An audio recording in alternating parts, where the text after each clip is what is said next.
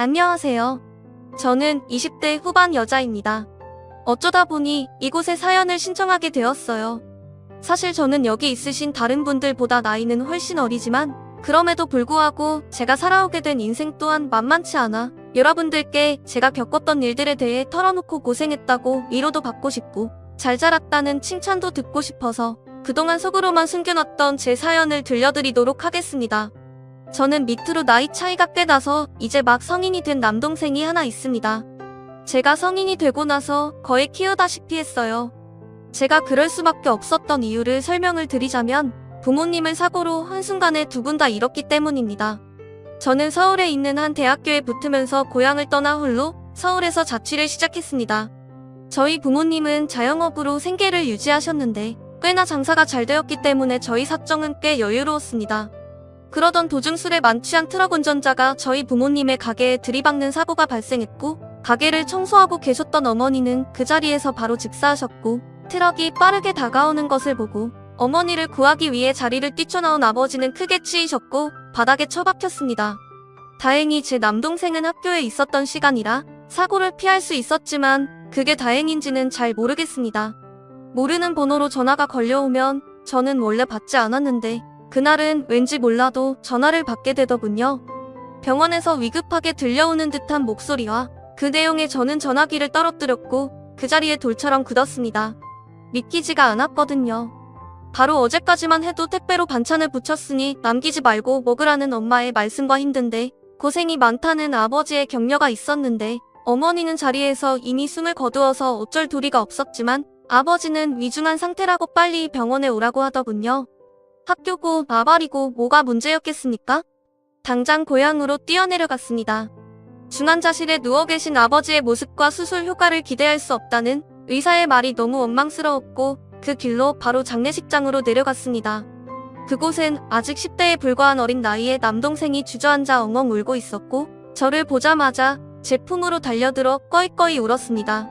엄마를 그렇게 보낸 뒤 저는 고향에 정착해 아버지를 간병하고 동생을 케어하기 위해 학교에 휴학계를 냈고 급하게 자취방을 빼기 위해 서울로 다시 향했습니다. 일주일도 되지 않는 짧은 사이에 믿기 힘든 일이 너무 많이 생겼더군요. 자취방에 도착해보니 며칠 전 엄마가 붙였다는 반찬이 담긴 택배가 문 앞을 가리고 있었습니다. 보낸 사람 이름에 저희 어머니의 성함을 발견한 순간 차마 꾹꾹 눌러 참고 참으며 삭혔던 눈물이 펑 하고 터졌고 꺼이꺼이 울었습니다. 다행히 초봄이기도 하고 안에 있던 드라이박스 때문인지 반찬이 상하지 않았더군요. 이삿짐 센터를 불러 대충 짐을 꾸려 언제까지 가져다 달라고 한 뒤 급하게 방을 뺐고 그 반찬들은 그대로 들고 고향으로 다시 내려왔습니다. 냉동실에 엄마의 반찬을 넣고 집을 둘러보니 정말 딱 죽고 싶더군요. 그래도 아버지가 아직 살아계시니까 하는 마음으로 버티고 버텼습니다. 20살 고등학교를 졸업한 지 얼마 되지 않는 나이 이제 막 성인이 된 저는 할 수 있는 게 없었고 그저 아버지가 눈을 뜨기만을 기다리고 또 바랬습니다. 하지만 몇 달 지나지 않아 저는 동생의 학교에 전화를 걸어야 했습니다. 아버지가 지금 막 돌아가셨으니 동생을 병원으로 보내달라고 말이죠. 아버지는 트럭에 치이면서 바닥에 머리를 크게 찌으셨는데 그 충격으로 신경이 손상되어 결국 커다란 수술 이후에도 뇌사 상태에 빠져 돌아오지 못하셨습니다. 생전 봉사하시며 남을 도우셨던 아버지가 생각났고 결국 아버지는 7명의 새로운 생명을 남들에게 나눠주고 돌아가셨습니다. 저보다 9살이나 어린 동생을 두고 제가 차마 무너지고 꺾어질 수 없었습니다. 그렇게 부모님 두 분의 상을 몇 달 내에 연달이 치러냈어요. 그리고 알게 된 사실은 어머니와 아버지 두 분 모두 저와 제 동생 둘의 등록비와 결혼 자금을 따로 모으고 계셨고 그 외에도 보험을 많이 들어놔서인지 보상금이 꽤 컸습니다. 그리고 음주운전 차량의 운전자 가족으로부터 보상금도 많이 받을 수 있었어요. 그나마 다행이었던 점은 음주운전 차량의 운전자 또한 직사를 했다는 소식이었습니다. 솔직히 살아있었다면 제가 죽여버렸을 것 같기도 한데 죽었다는 소식이 어찌나 다행이던지 스스로 제가 악마 같은 생각에 소름이 끼치다가도 웃음이 나오더군요. 변호사를 선임해 우리 부모님의 목숨값을 받아낼 수 있을 만큼 최대한 받아내었습니다. 하지만 그게 무슨 의미가 있겠습니까? 이미 저와 제 동생은 부모를 잃었는데요. 그렇게 부모님의 자산을 대충 정리하고 가게도 팔았습니다. 배우지 않아서 운영을 할 수가 없었거든요. 보상금과 합의금까지 합치니 굉장히 큰 돈이 모였어요. 그렇게 부모님이 사셨던 집으로 다시 돌아갔고 그 이후로는 술과 담배만 했던 것 같습니다. 지금 생각해보면 남동생도 많이 어렸었는데 그 어린 것이 제 눈치를 봤을 거란 생각을 하면 가슴 한켠이 짠해지네요. 몇 달을 그렇게 페인처럼 살았을까? 남동생의 담임 선생님께서 저희 집에 찾아오셨더군요. 부모님을 잃은 충격이 컸던 저는 당시 우울증과 폭식증을 앓고 있었습니다. 갑자기 찾아온 남동생의 담임 선생님도 짜증나고 화가 나서 현관문을 열어 표독스럽게 왜 오셨냐고 쏘아붙였어요. 그랬더니 이제 막 초임으로 부임한 선생님으로 보이는 분께서 말하더군요. 걱정이 되어서 실례를 무릅쓰고 이렇게 찾아뵙게 되었습니다. 불쾌하셨다면 죄송합니다. 라고요. 막상 화는 냈지만 바로 사과를 하는 선생님의 모습에도 뻘쭘해 잠시 기다리시라 말을 하고 거실에 널브러져 있던 것들은 다 방으로 처박아버리고 들어오게 했습니다. 하지만 그럼에도 불구하고 누추한 꼴이었죠. 집 냉장고를 엄마의 손길이 닿은 채로 두고 싶어 아무것도 버리지 못하고 먹지 못해 냉장고도 엉망이라 집에 음식물 쓰레기 냄새도 진동을 했을 것이고 여기저기 널브러진 술병들도 애써 무시할 수준이 아닐 만큼 많았을 테고 집 안 곳곳에 담배 냄새가 났을 테니까요. 여기저기 배달 음식을 시켜 먹은 흔적과 치우지 못해 벌레들이 있는 흔적들까지 막상 집에 선생님을 들이고 나니 그제서야 부끄러움이 밀려오고 동생의 담임 선생님께 잘 보여도 모자란 것을 폭식으로 인해 뚱뚱하고 음식 국물이 묻은 늘어난 티만 입고 인사를 드리는 게 참 창피했습니다. 첫날 마신 술 때문에 속도 안 좋았죠. 그렇게 이야기를 나누게 되었습니다. 담임 선생님이 제게 한 이야기는 충격적이었습니다. 부모님이 돌아가시기 전 남들과 다른 활발함으로 반의 분위기를 주도하는 분위기 메이커였고 친구들에게 둘러싸여 있었다는 제 동생이 지금 왕따를 당하고 있다고 하더군요. 매일 술과 담배 냄새에 찌든 옷을 입고 등교해서 처음엔 아이들이 슬슬 피하는 정도였다면 이제 잘 씻지도 않은 냄새도 나서 따돌림을 당하고 있다고요. 그러니 누나분께서 힘을 내시고 일어나셔야 된다고 진심으로 호소하시더라고요. 전화로 말씀을 드리기 위해 여러 차례 연락을 드렸으나 받질 않으셔서 이렇게 왔다고 죄송하다고 사온 토마토 주스를 건네던데 그제서야 동생의 모습이 보이더군요. 동생은 자신 때문에 담임 선생님이 와서 누나가 화가 났다는 생각이 들어서인지 주눅이 든 채로 고개를 푹 숙이고 담임 선생님 뒤에 숨어 있더라고요. 떡진 머리와 꾀지지한 모습과 축 처진 어깨 제 눈치를 슬금슬금 보는 동생을 보니 그제서야 정신이 차려졌습니다. 생전 처음 보는 동생의 담임 선생님을 붙잡고 처음으로 그렇게 토해내듯 눈물을 흘렸던 것 같아요. 동생도 따라 울었죠. 담임 선생님도 함께 울어줬고 절 위로해준 것 같아요. 힘들지만 동생을 생각하셔야 되지 않겠냐고. 이제 이 아이에게는 누나가 전부라고요. 그리고 그날부터 저는 힘을 냈습니다. 그렇게 밖을 나가보니 계절이 2개나 바뀌어져 있더군요. 부모님을 잃은 지 반년이 지났더군요. 사실 저는 좀 더 부모님과의 추억에 빠져 살고 싶었습니다. 하지만 동생은 챙겨야 되겠더라고요. 그렇게 21살을 앞둔 어느 겨울날 저는 집을 대청소했어요.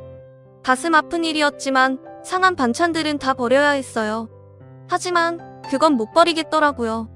냉동실에 제가 얼려둔 엄마 반찬 말이에요. 동생에게 계절에 맞는 옷을 꺼내주었고 함께 목욕을 했어요. 다음날 세스코 업체를 불러 집안의 벌레들도 퇴치했죠.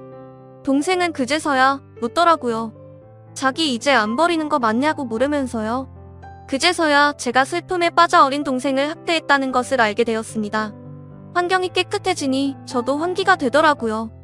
다행히 저희 부모님은 남겨주신 재산과 막대한 합의금이 있어서 금전적으로 아끼면 동생의 결혼자금과 대학 학비는 무난할 것 같았죠. 그때 담임 선생님의 도움을 참 무지하게 많이 받았습니다. 21살의 어린 여자가 할 줄 아는 게 무엇이 있겠습니까? 살림도 엉망이고 요리도 엉망이고 뭐 그랬죠. 그랬던 저는 오빠처럼 물어봐도 괜찮으니 삶을 포기하지 말라는 담임 선생님의 인쇄치레. 정말로 오빠 거리며 이것저것 묻고 도와달라고 도움을 청했어요.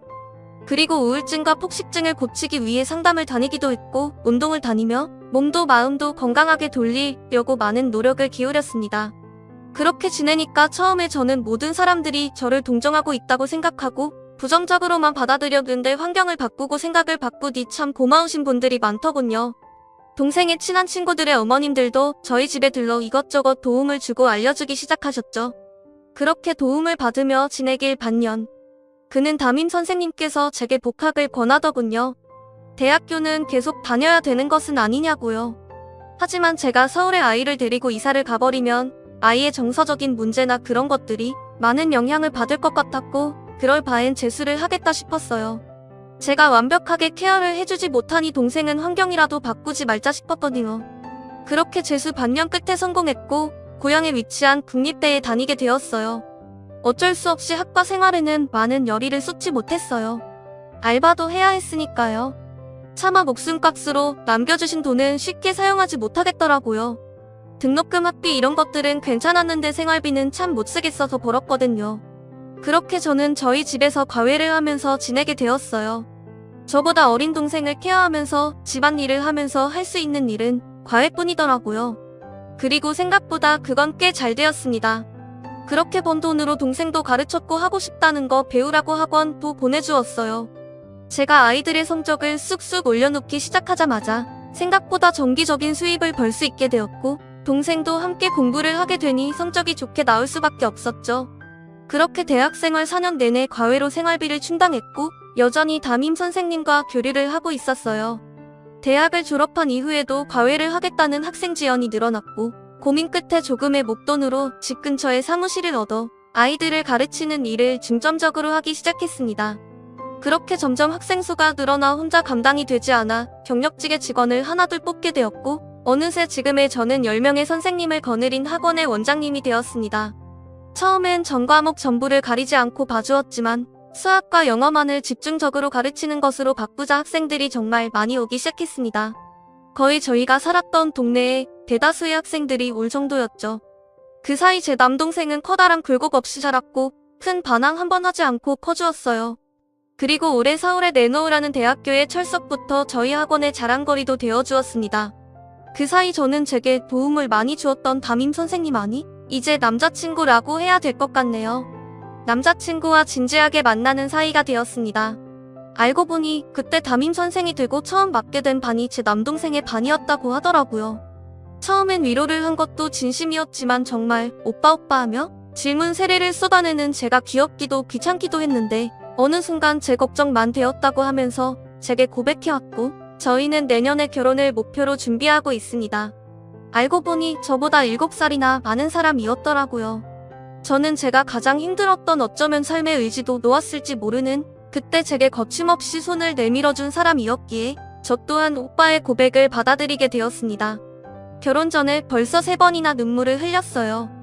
결혼을 허락받게 되었을 때도 저희 부모님의 산소에 직접 찾아가서 인사를 드렸고 산소에 대고 걱정하지 말라고 평생 잘 대해주겠으니 마음 놓고 하늘에서 지켜봐 달라는 모습에 한번 눈물을 훔쳤고 예비씨 부모님을 뵙게 된 날에도 부모가 없다는 점을 하자로 보시면 어떡하나? 전전긍긍했던 것이 우습게도 예비씨 어머니께서 그동안 고생이 얼마나 많았겠냐고 어린 나이에 잘 자라왔다고 제 손을 쓰다듬으며 눈물 찢는 모습에 2번 눈물을 훔쳤고 얼마 전 스승의 날인 5월 15일 동생이 서울에서 집까지 내려와 제게 꽃다발과 선물을 건네주더라고요. 일주일 전에 내려와서 어버이날 애도 키워줘서 고맙다고 케이크를 사줘놓고 없는 돈에 무슨 선물이냐? 며 의아해했더니 동생이 저더러 누나는 내 어버이면서 스승이기도 하잖아 하는 말에 3번 눈물을 훔쳤습니다. 아직도 제 눈에는 여전히 아이 같은 제 남동생도 이제 스스로 앞길을 찾아나가는 모습이 대견하고 그러게요. 저는 내년 4월에 결혼이 예정되어 있어요. 다행히 예비씨 부모님이 되실 분들도 그리고 제 남편이 될 분도 인성이 남다르게 좋으세요. 하긴 콩 심은데 콩나고 팥 심은데 팥이 난다고 하는데 그런 부모님을 보고 자라 제 남자친구도 좋은 사람인 것이겠죠. 남자친구는 제가 남동생의 뒷바라지를 하고 싶다고 말을 재꺼내기도 전에 먼저 말을 꺼내더라고요. 제 동생이 돌아올 집은 여기라고 말이에요. 제가 어쩌다 이렇게 착하고 좋은 남자를 만난 것인지 모르겠어요. 하늘에 먼저 가 계신 부모님의 선물이라는 생각도 들고 남동생이 이어준 인연이란 생각도 드네요. 남들은 희망찬 대학 생활을 하기 시작했을 때 저는 제게만 일어난 이 일이 너무 믿겨지지 않았고 뻔뻔스럽게 합의를 해주면 안 되냐는 가해자 측 가족의 말에 화가 주체되지도 않았습니다. 결국 금전적으로는 이득을 얻었지만 그 이득을 얻은 대가로 부모가 없어졌다는 것은 큰 상실이었죠. 저는 챙겨야 할 어린 가족이 남아있었기에 남들보다 훨씬 더 일찍 홀로 서기를 시작했고 그 과정에서 수도 없이 무너지고 힘들었고 막 말로 때려치우고 어딘가로 도망가고 싶었던 적도 수도 없이 많았습니다. 그럴 때마다 돌아가신 엄마 아빠가 얼마나 보고 싶고 그리웠는지 몰라요. 하지만 그렇다고 해도 동생 얼굴을 떠올리면 도망치고 싶다가도 정신이 차려지더라고요. 지금은 다행히 좋은 사람들을 만나게 되어 지금 이 정도의 사회적 성공을 거둘 수 있게 되었습니다. 그리고 그 좋은 사람들 덕분에 제가 포기하지 않고 나쁜 길에 빠지지 않았다는 생각도 듭니다. 그래서인지 저는 아직도 세상은 따뜻하고 살만하다고 생각이 많이 듭니다. 제가 제 이야기를 보낸 이유는 제 이야기가 어떤 이들에게 희망이 되었으면 하는 마음 때문입니다. 지금도 말 못할 슬픔과 감당하기 힘든 현실에 주눅들고 어딘가로 훌쩍 도망쳐버리고 싶은 사람이 분명히 있을 겁니다. 정말 뻔한 말일 수 있겠지만 그런 분들께 하고 싶은 말은 조금만 더 버티라는 말입니다. 조금만 더 해보세요. 분명 하실 수 있을 거예요. 저도 제 인생에 볕들 날이 올 줄 몰랐고 묵묵히 앞만 보며 헤쳐나가기 바빴어요. 그런데 어느 순간 정신 차려보니 이미 볕을 보고 있더라고요. 그러니 제 이야기가 그런 사람들께 도움이 되었으면 좋겠다는 마음으로 이렇게 글을 썼습니다. 제 살아온 인생 이야기를 들어주셔서 너무너무 감사합니다. 여러분들도 행복한 하루 되시길 바라며 이만 글을 줄이겠습니다. 감사합니다. 다음 사연입니다. 안녕하세요. 올케가 좀 답답하기도 하고 중간 역할을 못하는 남동생이 좀 한심하기도 해서 하소연이라도 하려고 글을 적습니다.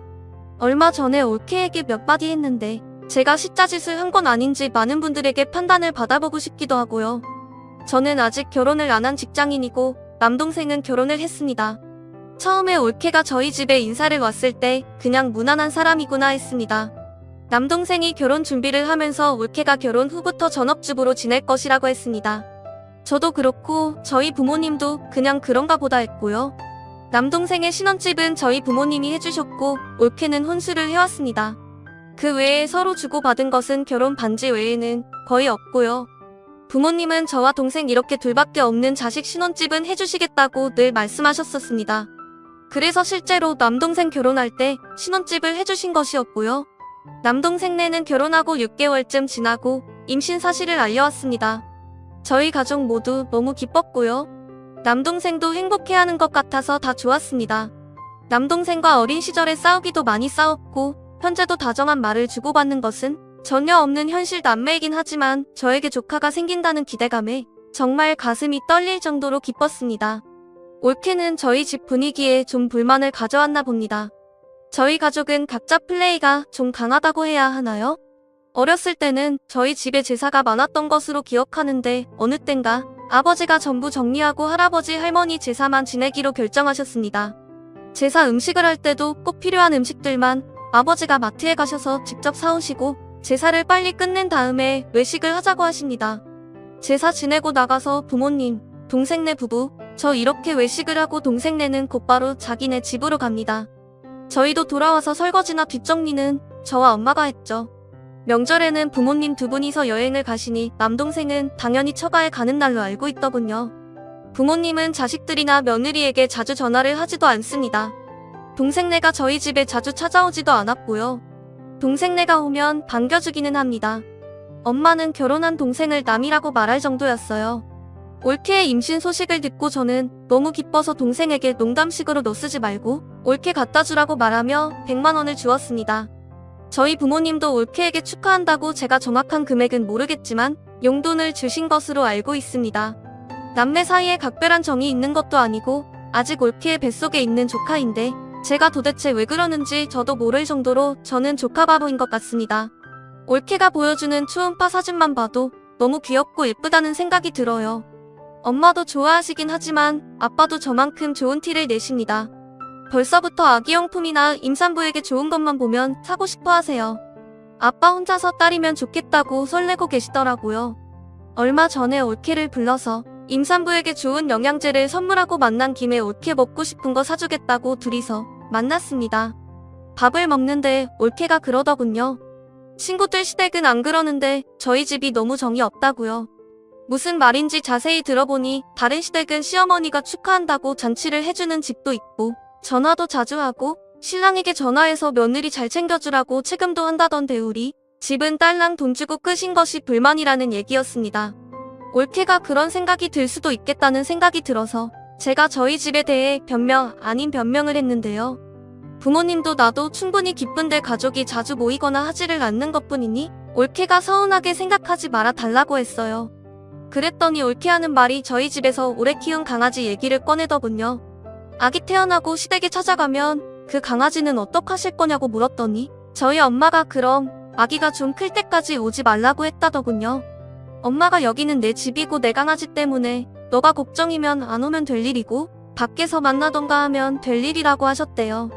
그리고 또 엄마가 나는 한 번도 너에게 며느리이기 때문에 이거 해라 저거 해라 하는 식의 책임을 준 적도 없고 앞으로도 그러지 않을 것이니 서로 편하게 각자 자유롭게 살자고 하셨대요. 저희 엄마는 실제로도 그런 분이거든요. 저에게도 그런 식이에요. 올케의 볼멘 소리에 저도 좀 서운한 마음이 들었습니다. 그래서 제가 결혼한 친구들에게 얘기해보면 시댁은 터치를 안 하면 그게 최고라고들 하던데 우리 집 분위기 정도면 괜찮은 것이 아니겠냐고 올케에게 물었어요. 그랬더니 올케는 형님 친구들이 안 좋은 시댁을 만난 것뿐이라고 하더군요.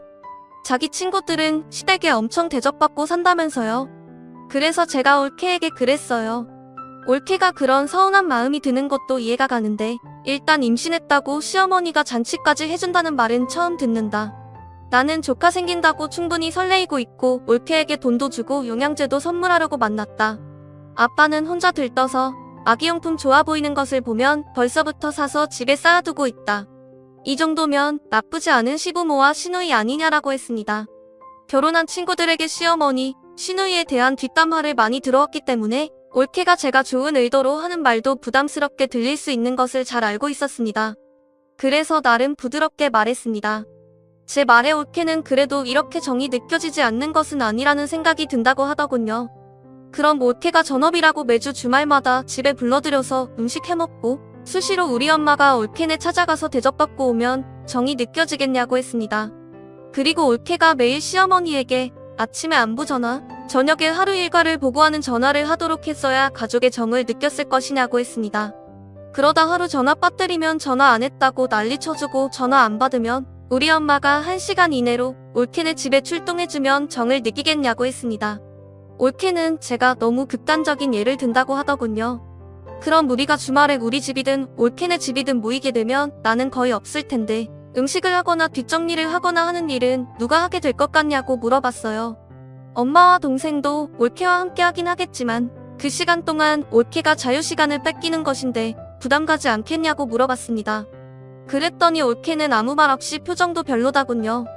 오늘 올케에게 선물도 주고 여자끼리 수다 떨면서 식사하려고 만났는데 생각대로 되지 않아 나도 기분 별로라고 얘기했습니다.